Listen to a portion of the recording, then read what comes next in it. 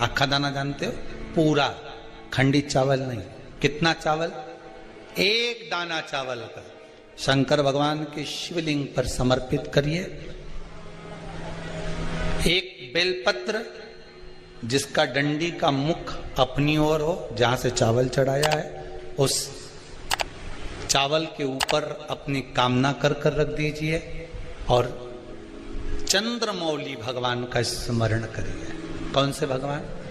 शंकर भगवान का सर्वश्रेष्ठ सुंदर नाम है चंद्रमौली। चंद्रमौली भगवान का स्मरण करिए।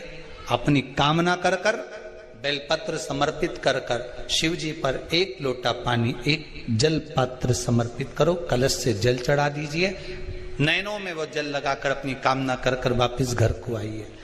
अगली शरद पूर्णिमा आएगी, जो कामना करी है मेरा चंद्रमौली भोलेनाथ उसे पूर्ण कर ही देगा। शिव उपासना के लिए जितनी 12 महीने में पूर्णिमा पड़ती है, एक एक पूर्णिमा का व्याख्यान वर्णन करेंगे। आज तो कथा का महत्तम दिवस है, पहला दिवस है, तो हम उसको महत्व समझें कि पूर्णिमा का महत्व क्या है।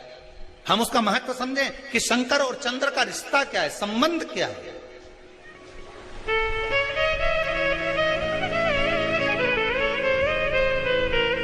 भगवान ने जितनी पूर्णिमा बनाई है, जितने नक्षत्र बनाए, जितनी घड़ी बनाई, जितना पल बनाया, जितना समय बनाया, ये शंकर भगवान ने जो बनाया ये गलत नहीं बनाया, श्रेष्ठता के लिए बनाया, जग के उद्धार के लिए, संसार के उद्धार के लिए बनाया। अब उसका प्रयोग आप करें ना करें ये आपके ऊपर है।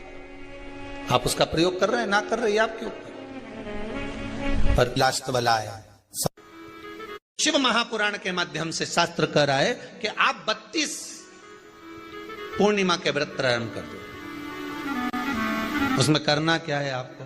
केवल जिस दिन व्रत रहे, रात्रि के समय पर कोई भी मीठा, कुछ भी सामग्री आप चंद्र की रोशनी में, चंद्र को अर्घ देने के बाद, पूजन करने के बाद उसको रखो, और वही सामग्री जो नशा कर रहा है उसको पूर्णिमा के दूसरे दिन उसको खिलाओ। आप धीरे धीरे खिलाना चालू करेंगे, जिस नशे में वो डूबा हुआ उस नशे से वो छूटना प्रारंभ हो जाएगा। 2 पूर्णिमा व्रत करके तो देखो, तीसरे में तुम्हें जरूरत ही नहीं पड़ेगी। धीरे धीरे आप रुक, वो छूटना प्रारंभ हो जाएगा। स्वयं भगवान कह रहे हैं, यशोदा मैया ने कन्हैया को रोक लिया कुरुक्षेत्र के उस मैदान में। शाम को प्रदोष काल के समय 4:30 बजे से 6 बजे के बीच में 1 लोटा पानी, उसमें 5 बेलपत्र रखकर, 1 कमलगट्टा डालकर भगवान चंद्रेश्वर महादेव के नाम से भगवान शंकर को चढ़ा दीजिए। आपकी जो कामना हो वो कामना कर कर चढ़ा, विनती करें चंद्रेश्वर महादेव को और निवेदन करें कि हमारा ये कार्य सफल हो। केवल पूर्णिमा के दिन चढ़ाइए। पूर्णिमा के नारियों को, स्त्रियों को अखंड सौभाग्य के लिए, जो नारी वैधव्य नहीं होना चाहती है उस नारी को पूर्णिमा के कितने व्रत करना चाहिए। जिस नारी के यहाँ संतान नहीं हो, औलाद नहीं हो, उसको पूर्णिमा के कितने व्रत करना चाहिए। जिस नारी का पुत्र, पति बहुत बीमारी से ग्रसित हो, लग रहा हो कि ये मेरा बेटा बहुत बड़ी बीमारी में घिरा हुआ है, तो नारी को कितने व्रत करना चाहिए। स्वयं भगवान कृष्ण ने माता यशोदा को द्वापर में भी बताया है कि पूर्णिमा के 32 व्रत होते हैं। कितने व्रत होते हैं? 32।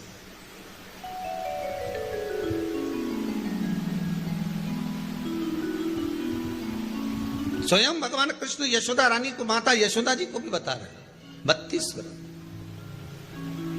अब आपको किसी ने बता दिया होगा कि 8 कर लो, 7 कर लो, 6 कर लो, 12 कर लो, इसलिए आपने बोला कि 12 कर लीजिए, 32 कर लीजिए। अरे यहाँ तो द्वापर की कथा भी कहती है। यशोदा जी ने एक बार भगवान कृष्ण को रोक कर कह दिया, ए कन्हैया रुको। कन्हैया बोले, बोलो माँ क्या बात है। कन्हैया जरा रुकिए, इधर आओ जरा। भगवान कृष्ण आए। हाँ माँ बोलिए। किस जगह का प्रसंग है ये? जिस समय पर राधा रानी कुरुक्षेत्र में नंद बाबा और यशोदा जी को लेकर कुरुक्षेत्र के कुंड में ब्रह्म सरोवर में स्नान कराने के लिए लेकर जाती है ग्रहण का समय पर। और जब भगवान कृष्ण उस कुरुक्षेत्र के उस सरोवर में स्नान करने आते हैं, तब यशोदा जी ने अपने लाला से प्रश्न किया है, पूछा है,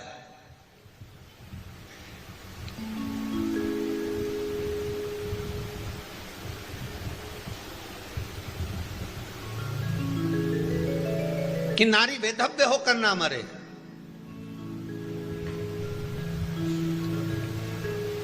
उसका पति कोई रोग से ग्रसित ना हो, उसका पुत्र किसी रोग में ना पड़े।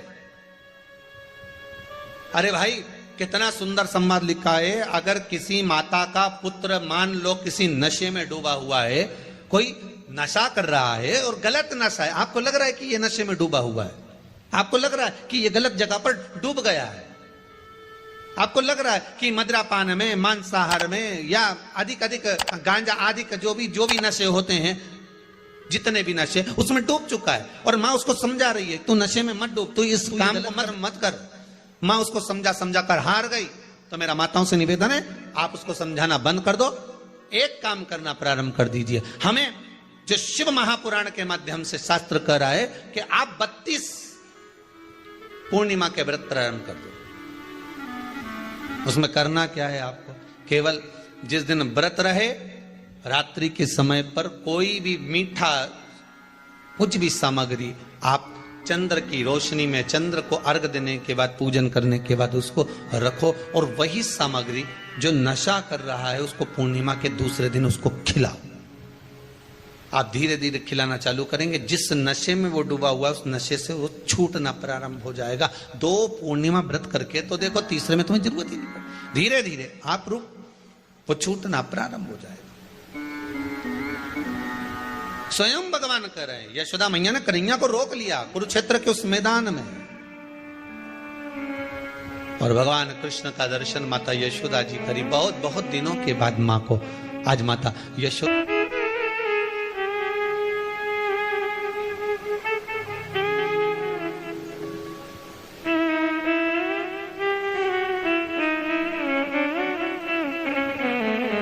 आज नयन में सुन रहे हैं, फेसबुक यूट्यूब पर जितने कथा सुन रहे हैं और कुबेरेश्वर धाम में जितने कथा सुन रहे हैं, आप में से कितने लोग हैं जो पूर्णिमा का व्रत करते हैं? जो माताएं करती हो जरा हाथ उठाइए। पूर्णिमा का व्रत जो करते हो ना आप लोग, रखिए हाथ। अब पूर्णिमा के व्रत में आपने कई बार किताब पढ़ी होगी पूर्णिमा की, या आपने व्रत किया होगा, या पूर्णिमा का व्रत आप धारण करे होगे, तो उसमें पूजन कौन से भगवान की होती है? पूर्णिमा के व्रत में किस भगवान की पूजन होती है? तो कहा पूर्णिमा के व्रत में केले के खंभ लगाकर पूर्णिमा का जो अध्यापन होता है, पूर्णिमा की जो पूजन होती है, उस पूजन में शंकर और पार्वती की पूजन की जाती है,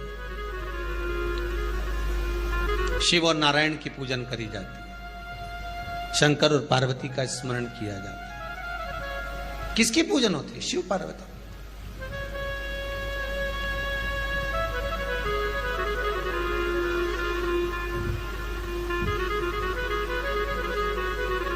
क्यों शंकर और पार्वती का पूजन क्यों करा जाता है पूर्णिमा के व्रत में? क्योंकि शिव और माता पार्वती ही केवल एक ऐसे हैं जिन्होंने अपूर्ण लक्ष्मी को भी पूर्ण बना दिया था। किसको पूर्ण बनाया है? लक्ष्मी। शरद पूर्णिमा के दिन अगर आप शंकर भगवान को एक लोटा पानी अगर शिव को समर्पित कर रहे हो, श्वेत पुष्प को रखकर शंकर जी के ऊपर सफेद फूल को चढ़ाकर अगर एक लोटा जल भी, एक पात्र जल भी शंकर को समर्पित कर रहे हो, तो ये लक्ष्मी के लिए ही तो कर रहे हो। और कौन सी लक्ष्मी? पूर्ण लक्ष्मी। पूर्ण लक्ष्मी।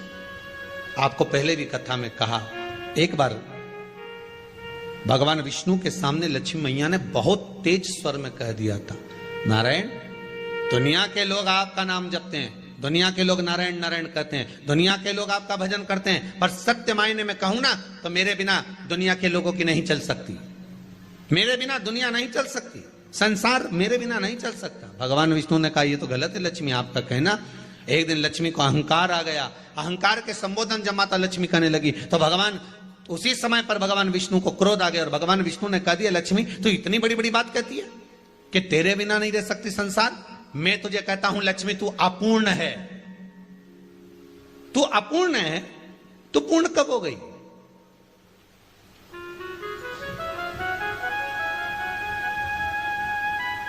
तेरी पूर्णता कहां हो गई?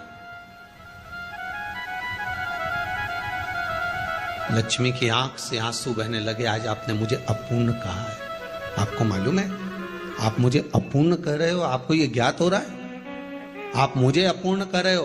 भगवान कहते हैं, हाँ लक्ष्मी, मैंने तुझे अपूर्ण कहा है। अपूर्णता का मतलब आप जानते हो ना?